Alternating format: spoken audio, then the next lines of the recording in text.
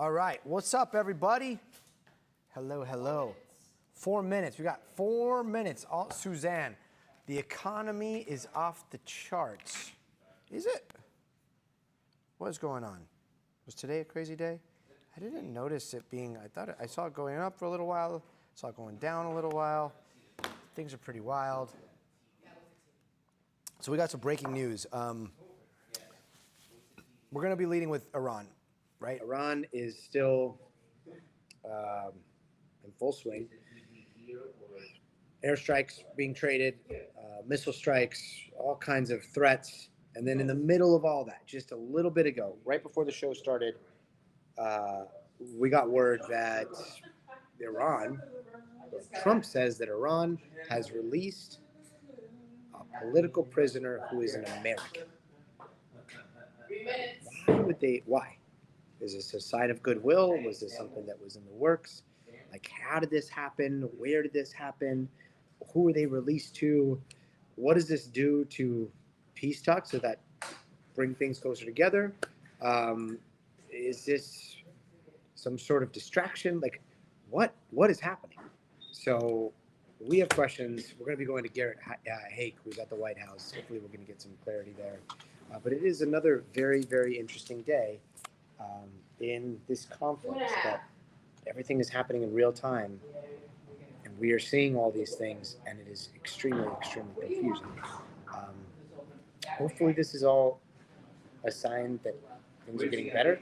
There's a chance that things are continuing to get worse. We've seen this spiral into full-out fighting over the last few days. So we'll see what's going on. Have a good show. Hi, SML. I'm so late for the live stream because we were doing this thing called Book Talk. It's new. We're going to do it all the time. It's so fun.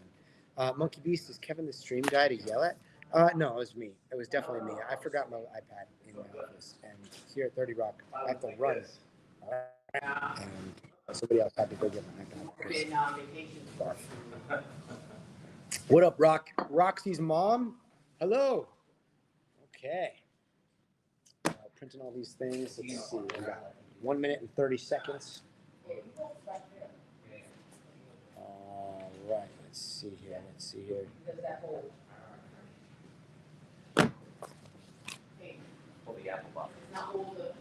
And we're usually we're broadcasting out of the West Coast. We've got Diaco over here. He's back on the Steadicam. Boom. What's up? All right. There's Evie. This is her domain. This is her kingdom. Remind me, Frank over there. Kevin back there on the headset. Making sure he's the bouncer. He's making sure no one comes in. 1 minute. Time to go. All right. We're going to start over there, and then we're coming back to the desk after the throw to Garrett, right? And I'm just going to put my friends right here so they can see everything. All right. 30 seconds? 45 right now. Huh? As I walk up to you, Yeah. keep the momentum as I'm coming to you to start. Going back? Okay, got it. Okay. Just so the flow is. Yep, love it. Have a good show, everybody. What does that mean? We've got 15 seconds. 15. Have a good show. Book talk, man. Love it. 9, 8, 7, 6, 5 seconds, 4, 3. Stand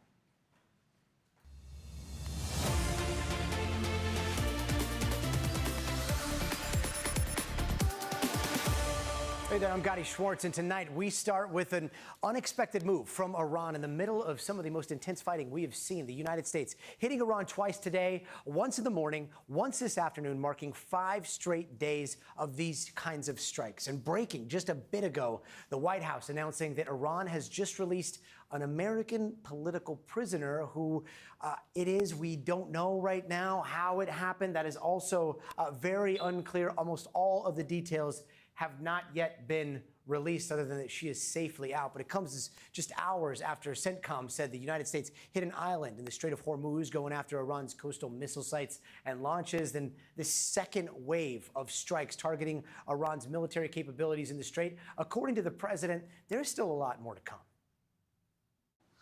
Next week, it gets really bad for them because next week comes the Power plants. Next week comes the bridges. We're going to knock out all their power plants. We're going to knock out all their bridges unless they get to the table and negotiate. Does that stand, or will that change after the release of this political prisoner? We don't know, but all of it coming after President Trump was in Pennsylvania today, pushing to make more weapons and faster. Let's get straight out to NBC's Garrett Haake, who's at the White House. Garrett, the president just posted on social media that Iran released a, quote, wrongfully detained prisoner. We understand that this is an American. We're trying to figure out whether this is as significant as it appears on its face here.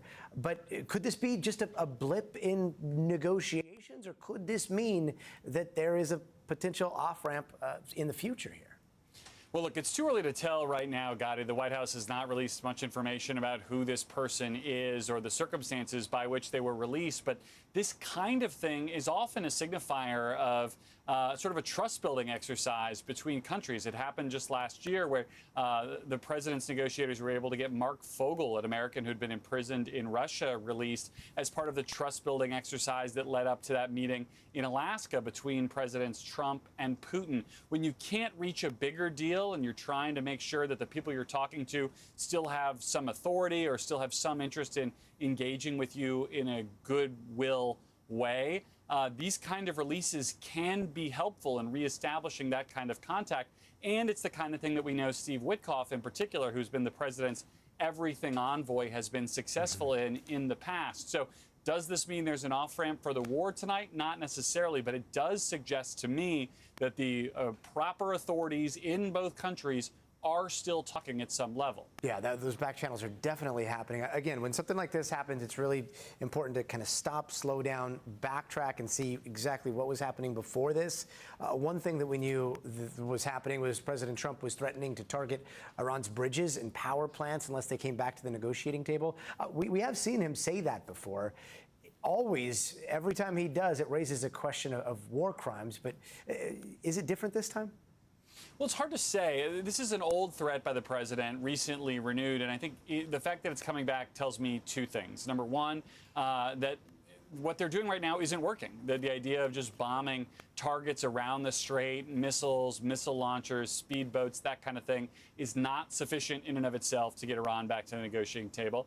It tells me that the president's patience with the blockade, which he has said is the kind of thing that can ultimately strangle Iran's economy, is short or shorter than it needs to be, and that he may need to reach for something else to try to force Iran to talk, because bombing alone is not going to be sufficient to control the strait or end this war in a meaningful way. So on the war crimes front, the White House argument has always been if they hit what they would call dual use targets, so let's say a power plant that may supply a city but may also supply military bases, they can make a legal argument for why it's necessary. They're confident they can win those arguments legally, if not kind of in the broader international community. But again, I think these are mostly threats, and I think they are telling about the bad options that the president still has to try to bring this war to a conclusion.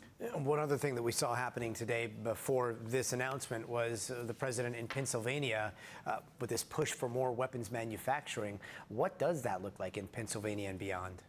Well, it's interesting because the administration has tried to have it both ways on this, with the president insisting that everything's fine, we're good on weapons, we can replenish as we need to. But other people in his administration, including, by the way, his chairman of the Joint Chiefs yesterday at this same conference, saying, that all may be well and true, but please build it faster. The reality is war is changing, and what it looks like right now is a lot of drones, a lot of interceptors, missiles to shoot down other missiles, long-range equipment that the U.S. does make the best in the world, but has clearly not been making it fast enough. And so you have traditional players in places like Pennsylvania trying to step up their production and speed things up. And you have some of these new defense companies who are bidding on contracts to build the weapons of the future, Silicon Valley startups, companies who may have had experience with drones and now they want to build more advanced munitions. The White House has kind of opened the floodgates and said, if you can build it, we want to hear from you, especially if you can build it right now, because they need it in Ukraine, they need it in Iran, they need it across the globe. A lot of developments today.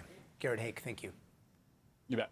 And Acting Attorney General Todd Blanche was on Capitol Hill trying to win that Senate confirmation. Remember, Blanche has taken over for Pam Bondi, who was fired by Trump back in April, partly because of her handling of the Epstein files. NBC's Hallie Jackson has more on today's hearing.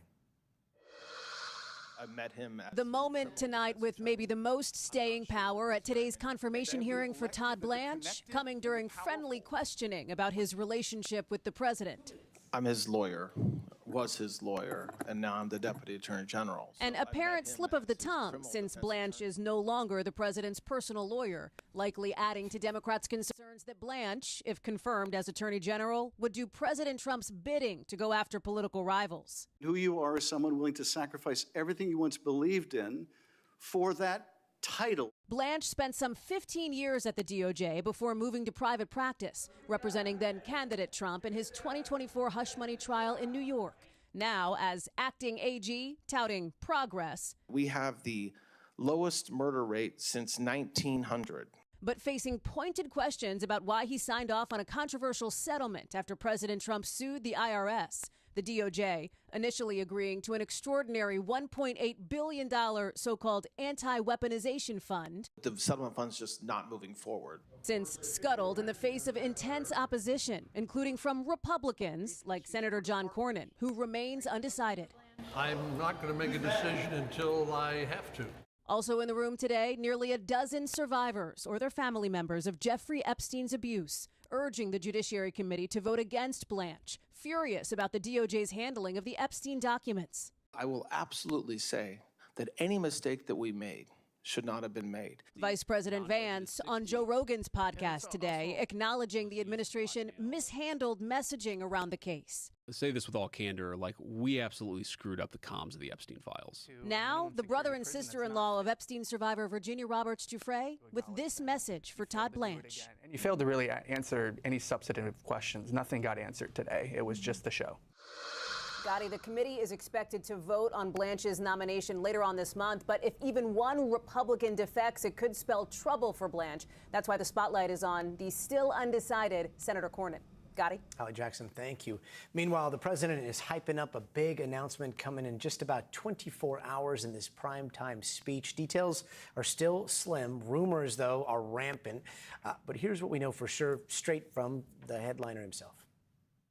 I'd rather save it, but it's really big news. It's really, really big news. And our country has to shape up. But that's what we're going to be talking about Thursday is it doesn't get bigger, because without free and fair elections, you don't have a country. We'll be discussing other things too, but it's going to be a very big announcement. Yeah. So is that the hint there? For more on what we can expect, let's go to NBC News White House reporter Catherine Doyle. Catherine, great to see you. So the president has been saying elections have been rigged for years now. We just saw what he heard. Here he was a few weeks ago, too, with Kristen Welker. So let's put this into perspective as well. I won an election in a landslide, and I got 94% bad press. But, Mr. President, you know why I got that? Presented because you have no credibility. But you've never presented evidence that it was rigged. Let's keep talking about, I want to talk about Todd Blanche. You have more evidence. There's more evidence than ever presented. Let's talk Your about... Your elections in this country, we're like a third world country. But, sir, your elections are crooked. Clearly a reoccurring hot button for him. What are the chances that we're going to hear something, I don't know, a little bit different this time? Hi, Gotti. So what we know about the speech is what the president said yesterday when he was at the White House, and what we reported, which is that he also plans to talk about foreign interference in the 2020 election. And as we just heard, that's something that he's been fixated on for a long time. It's something that his administration has been looking into since he returned to office. We saw this earlier this year when his director of national intelligence at the time was looking at voting machines from Puerto Rico and also traveled to Fulton County, Georgia, to look into some of the election matters there, something that has concerned Democrats who are worried about increased federal interference or oversight of elections, which are typically run by the states. And it comes right ahead of the midterms. I mean, the timing couldn't be more apt. He's also looking the timing. The other aspect of the speech that's of importance is the weight of it. You know, the president typically does not give these addresses very often. Carries a lot of weight. It's a national address, and it suggests that the administration will want to signal from this that this will be a central part of his second term going forward. the declassification effort that many in the administration have been working on, that we reported about a couple of weeks ago, has been ongoing, and that has also been looking into past elections. And the White House pushed back as well on the reporting about this coming speech, saying that nobody knows what the president is going to say until he comes out with it tomorrow evening. Yeah, it could be anything. I mean, we've got the backdrop of Iran going, and then also you have him ending that question with issues of the election that he says are there. But the timing, you were talking about the timing. We also had the Supreme Court. They just ruled on an election case just a few weeks ago. The president just got rid of 3 members of a federal election commission. Do you think that that's also playing into all this? Well, that's right. Just weeks ago, the Supreme Court ruled on this critical elections case where they said it's about mail-in voting, and they said that ballots that were mailed prior to Election Day could be counted even if they arrived after that date. This is something the president has lashed out at. He's been an opponent of mail-in ballots, and after that Supreme Court decision, he made the same point again, and at the time, he also said that if this is a moment that Republicans would need to pass his Save America Act. And what that is this central piece of legislation for his administration. It's their chief legislative ambition. And what it demands is that voters would have to show ID, and that mail-in ballots would not be accepted unless states had a specific mandate to do so. The challenge for the president at this moment, though, is that Republicans have so far been unable to get the 60 votes that they would need to pass this in the Senate. Yeah, and now we all wait to see what happens tomorrow. Catherine Doyle, thank you so much for joining us. And turning now to the weather, which is no longer just turbulent, it is life-threatening. There are dangerous flash floods in Texas, plus tornadoes. And these intense rains are expected to last all week. Plus, the wildfire smoke from Canada is continuing to spread all over the Northeast. It's even reached us here in New York. If there's any upside to that smoke, it's that it was keeping some of the heat wave in check, so temperatures are a little lower than forecast, but millions are still under heat alerts as the summer keeps on summering. And NBC's Ryan Chandler has more on all things weather. This is a tornado. Tonight, a terrifying scene as a tornado slams San Antonio. Oh no. Power flashes lighting up the sky, drivers frantic as it touches down near a packed highway. Oh my God. At the height of the morning commute. There's debris falling out of the sky, not rain. Part of the roof of this apartment complex peeled right off. Families' living rooms and bedrooms now exposed to the sky. So something flew over. I'm like, whoa, and the building started shaking everything. The storm's torrential rain paralyzing a massive expanse of South and Central Texas, triggering multiple flash flood emergencies. This truck spotted floating down a flooded road in Bernie. There he goes. NBC's San Antonio affiliate capturing this upsetting moment. A group of deer appear to be carried away by the rushing waters. We have deer struggling in the water. Highways like this outside Uvalde have been overwhelmed by the rushing waters, leaving some communities trapped behind the floodwaters. The only way to access them is by the air, where DPS has been rescuing people in helicopters. Neighborhoods evacuating in Uvalde as the Leona River swells onto city streets. What do you think when you look out at this flooding? What you see here is it's basically a disaster. You know, it's an area where you cannot come through. As you can see behind us, how this water is very dangerous right now. We caught up with residents like Blanca San Miguel as the waters closed in on their home. Because of the storm, they told us that they was getting dangerous and they were getting probably 20 feet or 30 feet from here. An anxious night ahead as yet more rain is expected in the region. And we have heard many concerns from people all across this community about whether the dam upriver could break and send that much more water downriver. DPS tells us, though, that while water is coming over the top of that dam, there have been a lot of rumors about it breaking, and they have no indication that it will tonight. In Uvalde, I'm Ryan Chandler. Back to you. Hoping that dam holds. Ryan Chandler, thank you very much. Turning now to San Francisco, where 3 people are still missing after a boat capsized or sank near Alcatraz Island. To make matters worse, the 20 people on the boat at the time were mostly from the same family on board for a memorial service. So far, at least 1 person died, plus a dog. 16 people were rescued. As for where the search stands right now, As I look at the extensive search effort we have put forth to this point, I look at the probability of success of locating a survivor within the search area, given everything we've put forth and all the environmental conditions. My intention is to suspend active search operations at sunset this evening.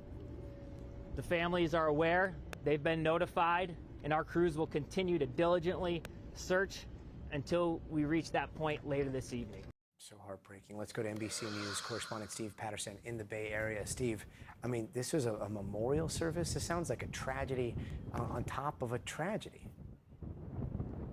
Yeah, it has to be, Gotti, especially knowing that just about everybody on that boat knew each other, close friends, as you mentioned, or if not family, most of them family ties. We know the person that died, 79-year-old Clifford Boysa, thought to be the brother of the owner and captain of that boat. We know, again, as you mentioned, there was some sort of memorial service when this distress call comes in at 3:30. We hear it may have been a large wave. We know the water was choppy. We know the winds were high, but investigators still working to determine what exactly happened here. The Boysa family recently reached out. They released a statement saying, quote, "We and many families have suffered a horrific loss. We deeply appreciate the outpouring of condolences and prayers.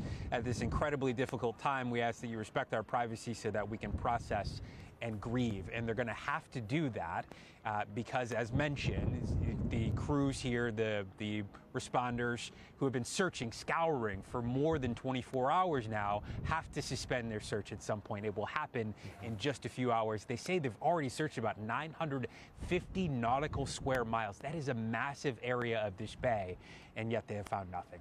Gotti. Oh my gosh. Do we know why that boat went down? We don't. You know, they're trying to determine that. Part of that will be to, of course, recover the wreckage of the boat. Right now, first responders think it's about maybe 600 yards or so from Alcatraz Island. They've used sonar, so they know kind of where it is, and they've pinpointed the depth. They believe it's about 130 feet below the surface, so it's down there. Divers have been about 60 feet or so down. They couldn't continue going further down. We're not exactly sure why, but of course, part of the thrust of the investigation will be to recover the ship. Likely NTSB will be on scene to conduct that investigation. The Coast Guard has been active, but you know, obviously they're still searching. Until they can suspend that search, get down there and get to that ship, they won't know exactly what happened.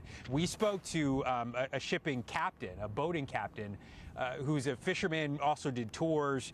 He also was one of the Good Samaritans that responded to the wreckage, responded to that boat capsizing, and threw life rafts and life vests overboard to some of the people that were hanging off the side. We spoke to him and his crewmate about what he experienced. I want you to hear a little bit of it. Listen to this. It was scary, you know, being said, I've never seen anything like it. I was trying to get them life jackets because it appeared that not many people were wearing them. They appeared that they had them on the boat, but not many people were putting them on. He said the first thing he did today was go home and hug his mother after experiencing that. You can hear it very loud here on the pier, but obviously condolences for the friends and the family on that boat. Yeah, Got it. Our thoughts go out to them and also to that bystander that was able to help. NBC's Steve Patterson, thank you so much. And don't go anywhere. Coming up next, wild video of a train surrounded by flames as wildfires rage in Canada. Plus, scientists have discovered a new Earth-like planet, which obviously has us asking the question, is there maybe life on it? More on that later this hour. And also, if you see this QR code right there, that one, feel free to scan through. You pull out your phone, just hold it there, get your camera out.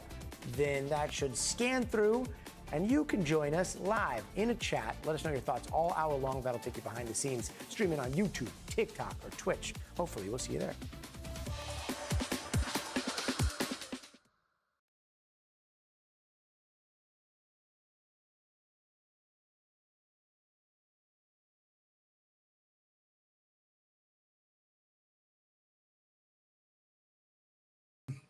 William, hey, Alien News. I hope so. We got Avi Loeb coming up, so stay tuned for that. He's going to talk to us about this planet. He's going to talk to us about UAP and ball lightning. Let's see. Somebody had something that I saw a little bit earlier. Oh, how about the pipeline built to bypass the Strait of Hormuz? Rick Williams, 1253. That's a really good question. I think that's a good idea for a segment. So I think we're going to try to explore that in the coming days? Like, what is the? There's been a lot of talk of Plan Bs, so we'll check in and just to see what the feasibility of that is, where things stand. It's a really, really good question. Ah, shoot, we can't hear you. Can you hear me now? Sorry, we've got I was thinking maybe I should have like just a designated mic that I could like hold right here for this. The problem is we're having trouble right now. I think Kevin has it going through the iPad mic, which is not the best mic. It's a elegant solution that he's come up with. But maybe if you guys don't mind, I'll just hold a little mic, and then that way you guys know that I'm talking in the chat. Then I'll throw it down, and then we're gonna do the news. Oh, gotta go. Yeah, that's a decent idea because audio definitely is an issue. So I can hide it. We got headlines coming up, right? Right. This guy.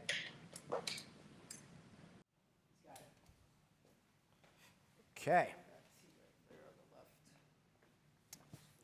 Bum, ba-dum. 20 seconds.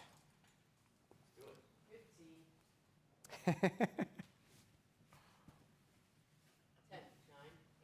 7, 6, 5 seconds, 4,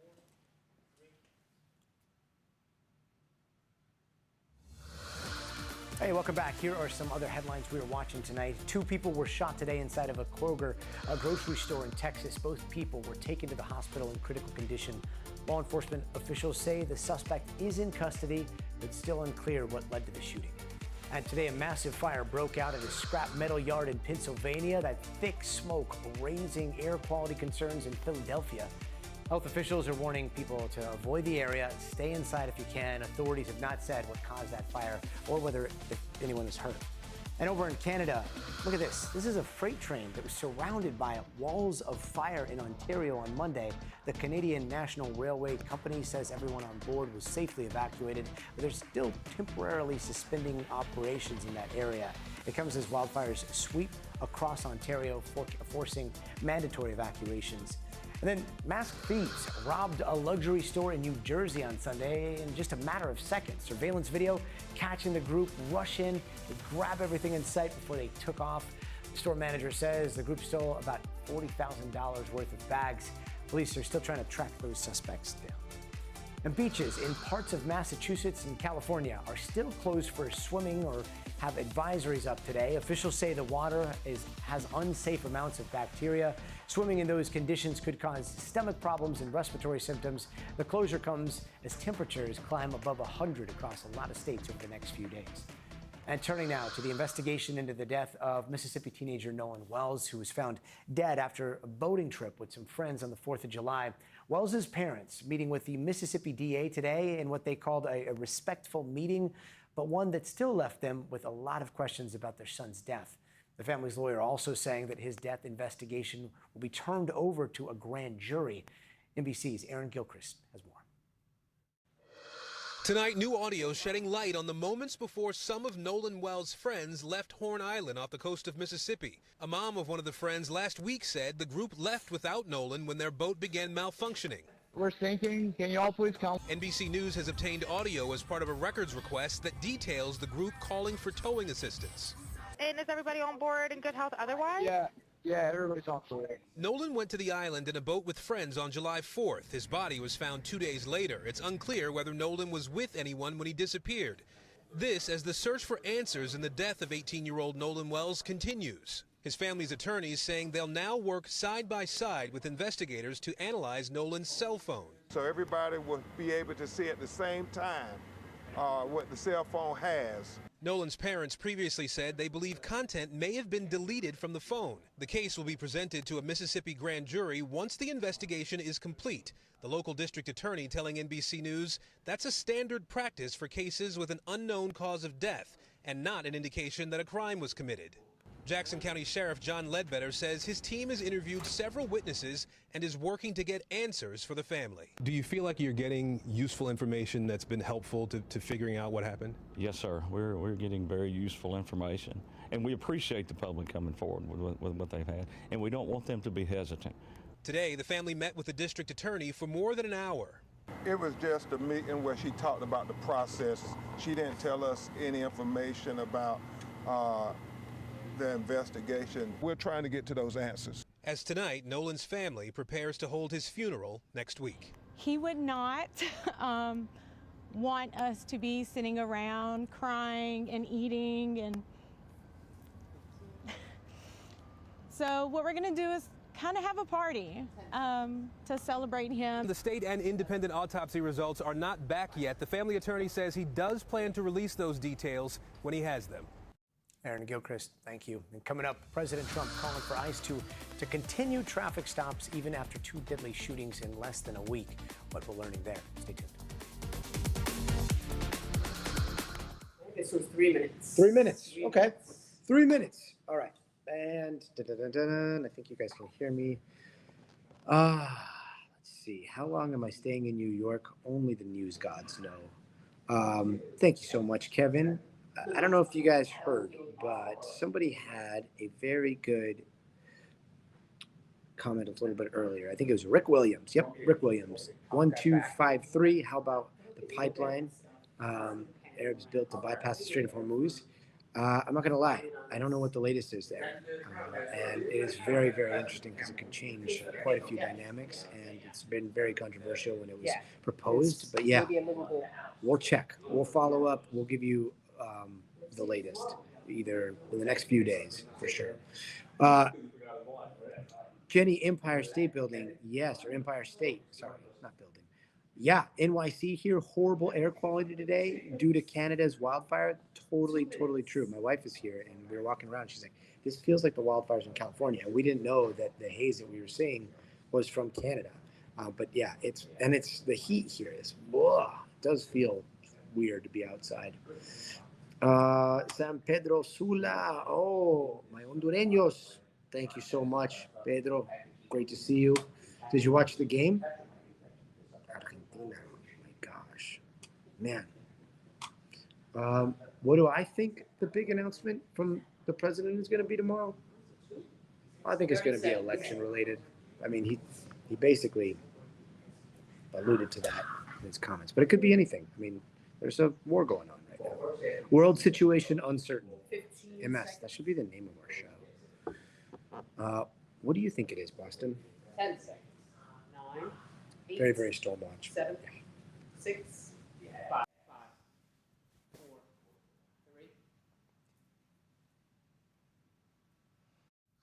3. Hey, welcome back. In a surprise move today, President Trump reversed the pause on ICE traffic stops. Just a day after the new policy was put into place, it's a move that surprised ICE leadership as well. The president writing in part on social media, "We must be strong, tough, and smart, and we cannot give up on ICE's most important and effective crime-fighting tools, the traffic stop." Now, this reversal coming after 2 deadly ICE shootings in Maine and Houston, as well as another incident that left 1 person dead last night in Florida. Julia Ainsley has the latest. So, Gotti, it was a case of policy whiplash just within 24 hours. You had ICE, we learned that ICE would be putting a pause on vehicle stops around the country following those 2 fatal shootings in Maine and Houston, saying that they needed time to review the incidents and decided they needed to equip the men and women of ICE with better training when they go out and make stops of people who are in vehicles. But then, less than 24 hours later, there was a post from the president on Truth Social saying that he wanted to make sure that the arrest and deportations of immigrants who are illegally in this country were high, and he wanted them to be able to use whatever tool they had available, including traffic stops. Shortly after that, the Department of Homeland Security Secretary Mark Wayne Mullen followed up with a post on X repeating what the president had said and adding in his own words that he wanted there to be clear that there's no way for anyone illegally in this country to evade arrest or deportation, meaning they wanted to use everything available to them. So again, this was a policy that wasn't formally announced, although we knew about it and everyone reported about it.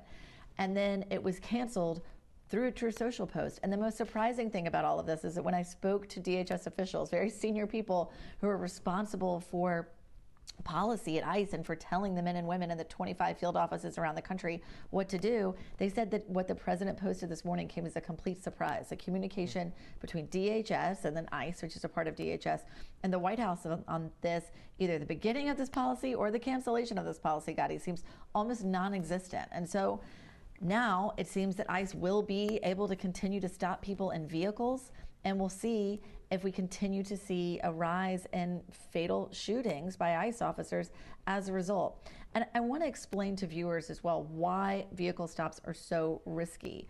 Oftentimes, ICE officers are going off with a description of someone. They had a description of a man in Houston and a description of a man in Maine. Neither of the men who were fatally shot actually turned out to be the people they were targeting. So it's very hard to identify someone while they're driving. Oftentimes, the person who is being pursued might get afraid and try to flee. That can then be interpreted by an ICE officer as the individual using their car, their vehicle, as a weapon, in which case they would be justified to fire in self-defense. But we've had this conversation before. We had it in January with Renee Nicole Good, the American citizen in Minneapolis who was protesting ICE, and ICE at the time said she used her vehicle as a weapon, and the whole country looked at those videos and tried to decide if she was actually trying to get away or whether she was using it as a weapon. So oftentimes it's a gray area, and for officers who are trying to respond very quickly in the moment, they may be quick to pull the trigger if they're worried their lives are in danger. So anyone I speak to who is either on the training side of this or out in the field with ICE say that vehicle stops are one of the most dangerous positions for both the person being arrested and for the ICE officer to be in. So it stood to reason that a pause to look at what's going on might have been necessary. This is also coming as they're increasing arrests around the country. ICE officers say they're under an enormous amount of pressure to try to arrest 2,000 immigrants per day around the country, and that they're not getting the time off that they're requesting. They're working many more days. So some of them feel very burnt out and under a lot of pressure, which any law enforcement officer will tell you could lead to some mistakes on the job. So we'll continue to watch this story and report back to you on anything we learn. But for now, vehicle stops are once again allowed by ICE officers making arrests around the country. Gotti? Julia Ainsley, thank you. And zooming in on another aspect of this is families are regularly separated by immigration officials every day. One pastor in Maryland is taking a very unusual measure to try to make the immigrants in his congregation feel safe. NBC's Camila Bernal has that story. At this Episcopal church in Maryland, the fear is palpable. El miedo se ve y se siente en la comunidad. The congregation, made up largely of immigrants, is in constant fear of deportations, as some members have already been sent back to their home countries. Uno no puede ser indiferente al dolor de una familia, sobre todo cuando hay niños que son tan vulnerables. Senior priest Vidal Rivas says he's agreed to become the legal guardian for nearly 30 children in the event their parents are detained and deported. Es una prevención. Usted nunca sabe qué va a pasar con sus hijos. Why did you decide to assign the priest as a guardian for your children? Yo tengo familias, pero confío mucho más en él. This single mother, who asked not to be identified because of her undocumented status, is one of more than a dozen families in the church who have designated Rivas as their child's guardian. Los niños no se ven en El Salvador. Ellos no quieren ir a El Salvador.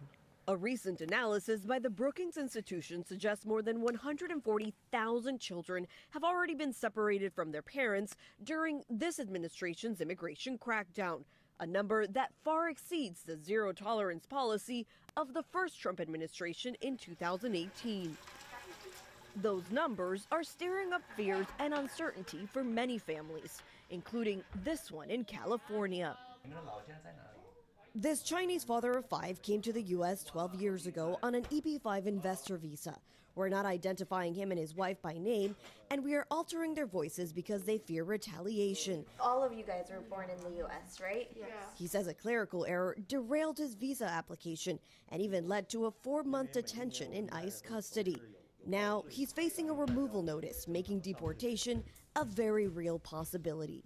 What was it like for you to get this letter that was revoking your residency? 简直心情难以平复嘛，因为这个突如其来，跟天塌下来是一样的。 The man and his wife say the possibility of deportation and what that might mean for their family weighs heavily on them. 因为我们没有美国亲属嘛，如果我们一旦大人离开了，孩子们都是美国公民。 学习生活它都已经是，尤其是学习环境都已经是定型的一个状态。 I actually enjoy my life here. And this is what you're used to? Yes. I don't think I can adapt very well if I was back in China. The family's lawyer says theirs is not the only case he's seen. I have witnessed over 30 families having same situation. It's very hard for their children I think to their parents. In a Yeah, statement to NBC News, a DHS spokesperson says in part, ICE does not separate families or deport U.S. citizens. Parents are asked if they want to be removed with their children, or ICE will place the children with a safe person the parent designates. This is consistent with past administration's immigration enforcement. Back in Maryland, Father Rivas has already taken in 2 young children who have since been returned to their mother here in the U.S., but says he's ready to take on more if needed. Es una obligación moral. He says for him, it's a moral obligation and a way to help the families preparing for an uncertain future. Camila Bernal, NBC News. Camila, powerful reporting. Thank you. Coming up in the future of everything, privacy concerns rising as AI glasses may get more popular. Now Meta says they're rolling out new safeguards. More on that just ahead. So stay tuned.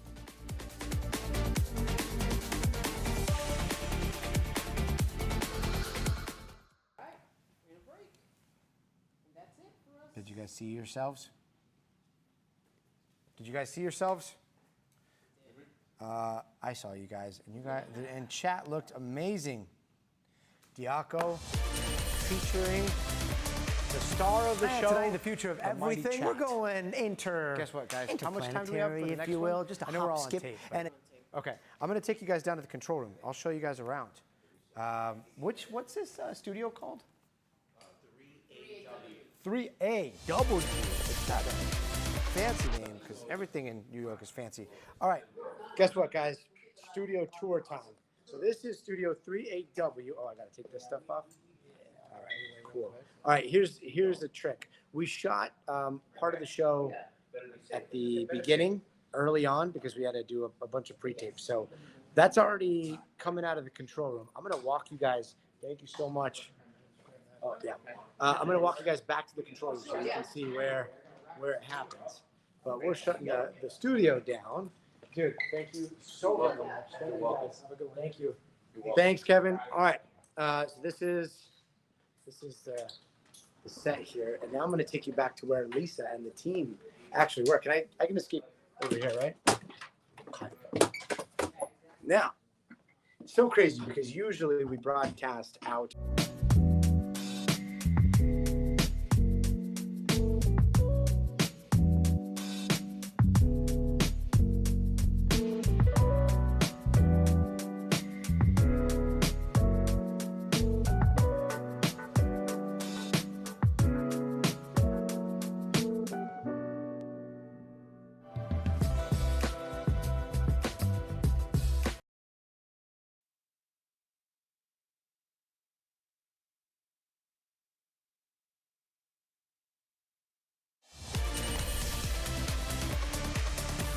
Tonight in the future of everything, we're going interplanetary, if you will. Just a hop, skip, and a jump away. About 25 light years or so from Earth sits this guy. This is GJ3378b, or Super Earth, as they call it. And it's got the Goldilocks recipe, not too hot, not too cold, just the right temperature where liquid water can actually exist. So we're back to my favorite question. Is there life beyond Earth? Joining us now is our favorite interplanetary expert, Harvard astrophysicist Avi Loeb. Dr. Loeb, great to see you. So what are the chances that there's life on this planet? Well, thanks for having me. This planet is at the right distance from this red dwarf, but the fundamental question is, does it have an atmosphere? And the reason it's a question is, does it have an atmosphere? And the reason it's a question is because we're talking about a faint star that has only about 1% of the solar luminosity, and so the habitable zone around it, where the illumination of the surface of the planet is just sufficient to maintain liquid water, is much closer in. We are talking about a planet that is orbiting with 21.5 days as its year, so it's very close in.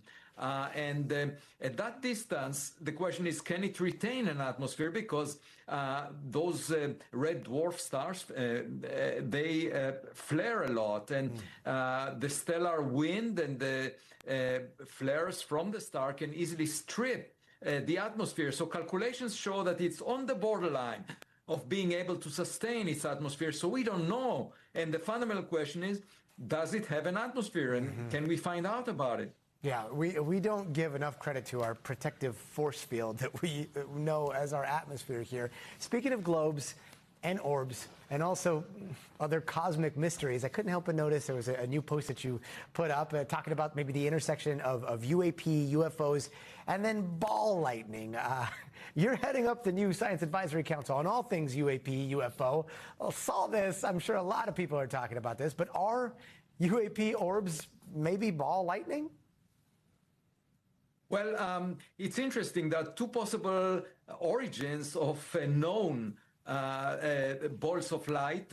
One is indeed ball lightning, and for centuries these were dismissed by the mainstream of the scientific community until 2012, where a spectrum of such a ball lightning was taken by chance in China, and that illustrated that it's made mostly of silicon and maybe some calcium, ingredients of the soil.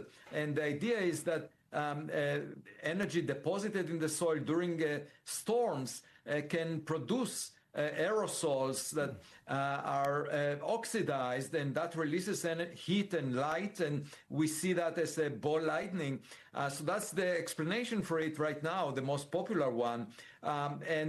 Unfortunately, these balls of light, they last only for a few seconds, whereas the UAP orbs last for hours, so it cannot account for it. Another possible origin for such orbs is laser beams. You know, the military is using lasers, and it can focus them on a spot.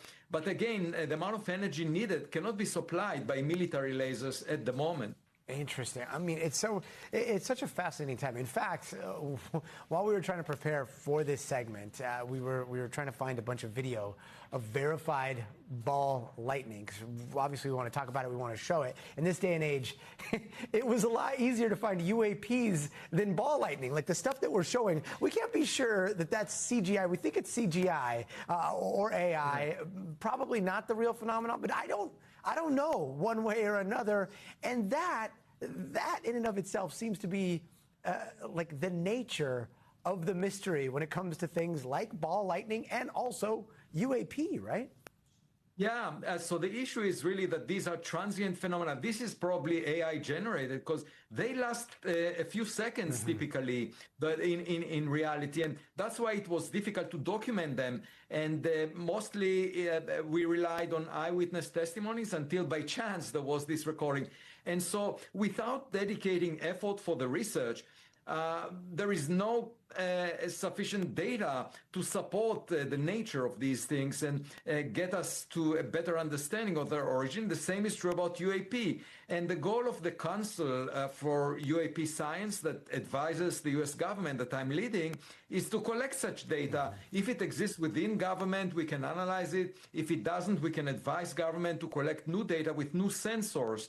And that's the way science is done. It's driven by curiosity. But unfortunately, within the mainstream of science, very often reports about rare events are being dismissed and ridiculed. And as a result, there is no new data that helps us make progress on these frontiers. Yeah, everyone just needs to remember that new breakthroughs, they don't come fast, they don't come cheap. And they don't come often, so hopefully we'll see something very soon. One needs, I mean, most of the time in science, science is done in a state of uncertainty, and only by collecting more data you can get clarity. And so people are not patient. They want answers immediately, so either they ridicule it or they believe in something that may not be real. But we should all be patient, and eventually the truth will come from hard work trying to collect the relevant data, like in a detective story. Yeah, we will try as hard as we can to sit on our hands. Dr. Loeb, thank you so much for being with us. Meanwhile, if you've been scrolling Instagram lately, you've probably seen Kylie Jenner all of a sudden sporting Meta's AI glasses and this push to make tech into fashion. But if we all put a whole lot of AI and cameras on our face, obviously there are going to be all kinds of privacy concerns. And Meta says there are new safeguards that they're adding to stop people from secretly recording others with those glasses. But are they enough? Let's bring in somebody with all of the answers who happens to rock Meta glasses just as hard as Kylie Jenner, who's been covering this for quite some time. Oh, look, we got a Kardashian with us right now. Joanna Stern, you better not be recording me without my consent. I mean, you've been covering this for some time. Like, what's actually changing with these new safeguards? Well, would you know? Would you know, Gotti, if I was recording you? Yeah, have no idea. Well, here's how you would know, okay? So I'm going to hit this button here, and do you see that little light there? Uh-huh. Yep, the white You blinking light. Look a little closer, come closer. Uh-huh. All right, this light tells people on the Meta glasses that they're recording, that I'm taking video of you right now. It's small, but it is the main signal that Meta has built into these glasses. Well, a month ago on this very show, we did a story about how people are drilling out this little light. They are taking this light, they're drilling into it, and so the glasses still work for recording, but people don't know that people are recording them. Right? So Meta has now, I'm going to turn this off. We don't need to record this conversation anymore. This is totally private now. Yeah. Nobody is seeing this. Right. Meta is now adding in safeguards so that if you drill in this light, a new software update is going to make it so the camera won't work. So if I had this light drilled out, I actually had them on a separate pair, and I had updated my software, I wouldn't be able to record anymore. Okay, wait, I don't know even how to ask this question. Oh, I'm just gonna cough it, okay? So like, Sharpie, like, there's other ways to get around drilling, right? Well, there are other ways, but I had tested those other ways too, and that's how they got to the drilling. Okay. I didn't test a Sharpie, but it would work the same way. I tested a little black piece of tape. Okay. And so if you put that little black piece of tape, Meta had already had safeguards in to protect on that. They had said, if we see if we see covering on that, we're going to stop the recording. Okay. That's why people started doing the drilling. And so, look, this is good on Meta's part. They heard the feedback. They heard our reporting. They saw our reporting, which specifically said we saw people offering this drilling service in 30 states on, yes, ironically, Facebook Marketplace, right? So they're responding here in a really good way. But this is the inevitable thing. As we all get more glasses or we get more recording devices, it's going to be harder and harder for us to know who's recording. And people, bad actors, will always try to circumvent these policies. And all this drama aside, like, is this then an unstoppable wave that we're just riding right now? Or could we see this somehow turn into Google Glass 2.0? I think it's an unstoppable wave that there will be bad actors that try to get around these privacy safeguards. I think that's going to be inevitable, and it's going to happen to lots more products that are going to come out. This Meta's just ahead of the game here on having some of these things. I don't think we're going to get another Google Glass here, but we started this segment with the Kardashians. I mean, these look really cool. The problem with Google Glass was it didn't look cool, and people were really worried about their privacy. Now people are kind of okay with their privacy being gone if they look cool. Dude, you just started an alternate reality in my brain of the Kardashians rocking Google Glass and how different the world would have been if that happened way back in the day. Joanna Stern, always giving me so much to think about. Great to see you. And still to come, we're going to be talking about book talk. We are breaking down some of the top summer reads that have readers online buzzing. But first, you got to see this. Police say a man in Maryland attempted to rob a bank with a little kitten. Yeah, watch this surveillance video. Caught him walking into a pet store, then seconds later running out with a rescue cat named Magnolia. But wait, he's not done. He heads towards a bank. Same shopping plaza, then tries to attempt that robbery. The kitten was later found safe and sound in the bank manager's office. Magnolia's rescue organization says his life of crime is now officially over. That's a catnapping. We'll be right back.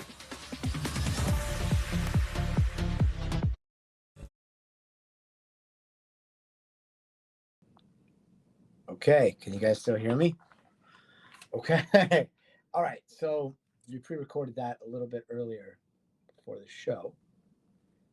And now I'm back in my office and I'm watching the show here on the monitor. And it is very, very late here in the East. It is like almost 9 o'clock, and I'm used to being on the West Coast where I get out at almost 6 o'clock. It's a very different time zone to get used to here. I'm not sure how long I'm going to be in New York. It all depends on the news gods. News from there was freshwater stingrays. I did not know that. Interesting. Helmuth, thank you for telling us that. That's wild. AI could build a plasma neural network in a plasma ball as well. Peaches, is that real? I'm going to have to look that up later. You know I can't help but figure that into my research. Let's see. Yes, sometimes they fly around sporadically, chaotic, very dangerous. Peaches, it's how plasma lightning ball actually behaves. See in person. Have you seen it in person? Gosh, you got to be one of the lucky ones. Poor Lisa. Yeah, I was terrorizing Lisa for a little while. Let's see, that weather slat always sliding in. Anyway, so one of the things we were discussing is that mics. I was wondering, like, we've got these, where are they? We've got these little mics. Hold up, let me see if this works. Kevin, let me test this real fast. Let's see if yeah. Let's see here. Let's see what this does. All right, and we'll let you guys watch the last part of the show because we have this wonderful, wonderful person named Kiera, one of the queens of book talk. Hey, can you guys hear me? Does this sound good? Hey, do you hear me, Kevin? Hello? Check, check, check. Does this sound better if I just talk like this? Would that be good? Yeah. Okay. All right. Maybe we do this. Hey, maybe what we do is a segment for you. It's something that we're going to try out here. It's perfect for the summer. First, we got questions though. All right. What do you watch this? A love story with a little bit of history involved, or a story about, I don't know, the apocalypse, and then a cat that shoots lasers, missiles out of its eyes in an intergalactic reality show? Or how about a psychological thriller about a trad wife, social media influencer, maybe some time travel? Say no more, because Book Talk, the cultural moment of the summer, we're going to bring it to you right here. And who better to tell us what to read than the host of the Fangirl 101 podcast, Book Talk creator, queen, Kiera Lewis. Thank you so very much for being with us. Kiera, like, I love all of your TikToks. You've got a recommendation that I'm reading here, so we're going to get to that second. Yeah. But first, what's your number one pick right now? My number one pick is, first of all, on Book Talk, like you mentioned, we call her the queen of beach reads because she just knows how to immerse you into just a whole different world. So it's none other than it's called the 5-Star Weekend, and it's by Ellen Hildebrand. It's basically about a woman who has an unexpected husband who passes away. She's dealing with the grief, and honestly, she's trying to navigate who she is after this death. Who passes away. She's dealing with the grief, and honestly, she's trying to navigate who she is after this death. So she decides to go to Nantucket and invite one friend from each era of her life. And when I tell you it gets messy, believe it or not, for 3 days, there's a lot of drama, there's a lot of secrets, but overall, you see the sense of womanhood, girlhood, of even through all the difficult moments, they still come together and support one another. Oh my God, I can't imagine people from those different parts of my life all coming together. Oh, it gets crazy, I'm telling you, yeah. Okay, so we got to talk Dungeon Crawler Carl. Yeah. Like, new achievement. I can't do the voice, but oh my gosh. Like, first of all, just full disclosure, I hated this book. I started to read it. I was like, this is I can't. It was an Uber driver that had recommended it. Then my brother recommended it. Then my brother-in-law. Then the 12-year-old across the street. Then I was like, fine, I'll give it another. And now I'm on book 3. Yeah. And I find myself, wanting to take my shoes off. Yeah. You tell me you want to turn into Carl. Dungeon. It gets crazy. Wait, how are you reading? Like, it seems like a weird universe of Dungeon Crawler Carl, and all of a sudden, like, girlies that are loving, like, romance, and now they want dungeons? That's what I've been telling some of my close girlfriends, because for so long we've seen so many men rave about this book. And I was like, when they talk about it, they're like, oh, it's a video game. And I'm like, you know what? I did a little Call of Duty and stuff with my brothers back in the day, but I don't know if this is my cup of tea. But I like to tell, this is not only for guys, it's for women. It's for anyone who has ears, because I highly recommend the audio book. Audio version. Yeah, yes. And I call it like, it's like a Hunger Game meets SNL, because the main character is submersed into this apocalyptic game where it's literally like you're fighting to the brink of death. And then along the way, you meet these side characters like a talking cat. Look, I'm Like a a dog talking person, cat. but now I want a cat. A talking cat on your shoulder who then rides a velociraptor. Like, I don't want to ruin it, but Yeah, you know, it there's gets- and dinosaurs she's involved. very sassy. Wait, hold up. She's very Let me ask spunky. you a question. Yeah. Have you, and you don't have to admit it on television, but have you maybe like used AI or been like, I wonder what dungeon crawler Carl looks like, and then gone down that rabbit hole? Look, I wouldn't say I've used AI, but maybe some fan art or two might have popped up on my screen. Same, Look, same. and I'm not All of a opposed sudden, to it. yeah, Especially Carl. it is Yeah. absolutely wild. He has become such a phenomenon, and we're going to see. I think they're doing something. Oh, there's with going to be a Peacock. TV series. Very, very excited. We're going to be locked in. Speaking of yesteryear, like that's another thing that might be coming, right? What's the latest on that? So this is a highly recommendation for anyone that's into page turner thrillers of that sort. It's basically about a trad wife who goes on social media and she's literally glamorizing the 1800s. One day she wakes up in the 1800s, and when I tell you there's you literally navigate this entire thing through her internal dialogue. It's so unhinged. It gets crazy, and when the plot twists start to hit, all I'm going to tell you is make sure you got a friend on standby, because I was up at 1 a.m. screaming at my friend like, what in the world? And the next moment I'm crying. It's an addictive story that I feel like any thriller or anyone that just wants something to quickly read, that's Dude, highly recommended. Put me on your speed dial. I want to know all I got of some these book ranks moments. for you. Okay, good. Yeah. And then finally, with everybody's talking about the Odyssey. Like we're going back in time here. What's your recommendation with that? It's the Song of Achilles, right? Yeah. So as someone that's super enamored into the Greek mythology, this is hands down one of my favorite summer reads. It's basically a retelling of Achilles during the Trojan War. And when I tell you it's the most beautiful, tragic love story that I've ever read. I read it last summer, and it's one of those books where even when you close the page, those characters live on through you. Oh my gosh. gosh. Highly recommend. So just real fast, book talk. Like we hear AI is writing all this stuff. Like, are books having a moment right now? Books are having a moment. AI is... what do you mean by the question? I mean, does it seem like all of a sudden, there's so much worry about just AI is just going to take over writing and stories. And yet, when you get on Book Talk, all of a sudden it feels like everything's going to be fine. There is a lot to read out there. Yeah. There's a lot of drama, and like humans telling stories is going to be around for a while. I do feel like AI has been a common issue right now in the book space, but at the end of the day, a lot of authors tell you that creativity, that emotional humanity connection, and that emotion that we have, that you have to experience life, AI can't write it, at least in my opinion. So, yeah, I'm still pro the arts. Kira, we'd love to have you. Follow her on TikTok, on Book Talk. Thank you so very much for being Thank you for with having us. me. Now to the World Cup. Today's match between Argentina and England. That's going to go down in history. That rivalry is wild. Argentina coming out on top in the last 15 minutes, securing their place in the final against Spain. NBC's Jesse Kirsch has the recap. Tonight, Lionel Messi and Argentina pulling off another remarkable come-from-behind win, stunning England. Now the reigning World Cup champs are returning to the tournament final with a chance to win back-to-back titles.